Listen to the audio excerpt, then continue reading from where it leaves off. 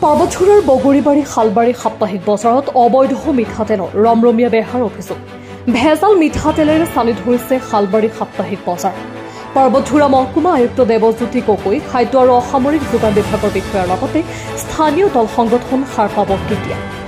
শেহতীয়াকৈ বিটিআৰ কোকৰাঝাৰ জিলাৰ পাৰ্বতীপুৰ মহকুমাৰ বগৰীবাৰী আৰক্ষী থানাৰ সমীপত শালবাৰীৰ সাপ্তাহিক বজাৰত অবৈধ মিঠাতেলৰ ৰমৰমীয়া বেহাৰ অভিযোগ উত্থাপিত হৈছে।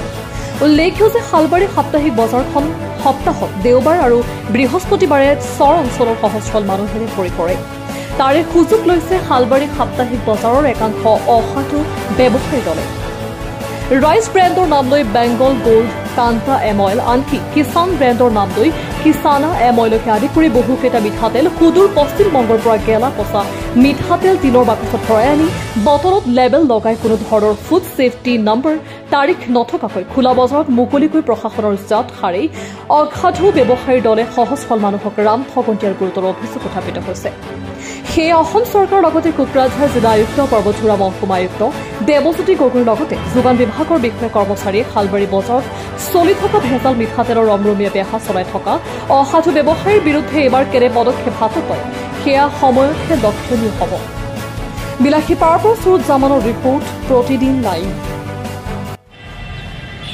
হয়, মই কেইবাদিনৰ পৰাই দেখি আছোঁ শালবাৰী বজাৰত দীৰ্ঘদিনৰ সমস্যা, মানে মিঠাতেল যিটো আমি খাওঁ, সেই খোৱা মিঠাতেলটো ডেট ফেল মিঠাতেল বেংগলৰ পৰা আহি আমাৰ অসমত বটলত পেক হৈ সেই তেলবিলাক প্ৰশাসনৰ সন্মুখতে বজাৰখন এই বজাৰত বিক্ৰী কৰি আছে।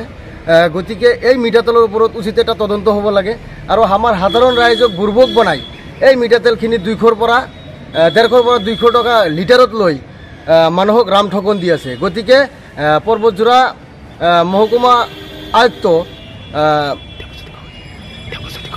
দেৱজ্যোতি গগৈ ডাঙৰীয়ানীক মই অনুৰোধ জনাইছোঁ, অতি সোনকালে আপুনি তদন্ত কৰি বিহিত ব্যৱস্থা কৰিব লাগে।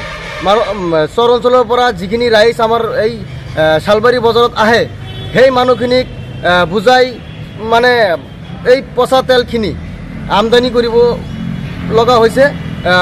মই দেখিবলৈ পাইছোঁ এই তেলখিনি খোৱাৰ পিছত মানুহৰ বিভিন্ন বেমাৰ আজাৰৰ সমস্যা হৈছে।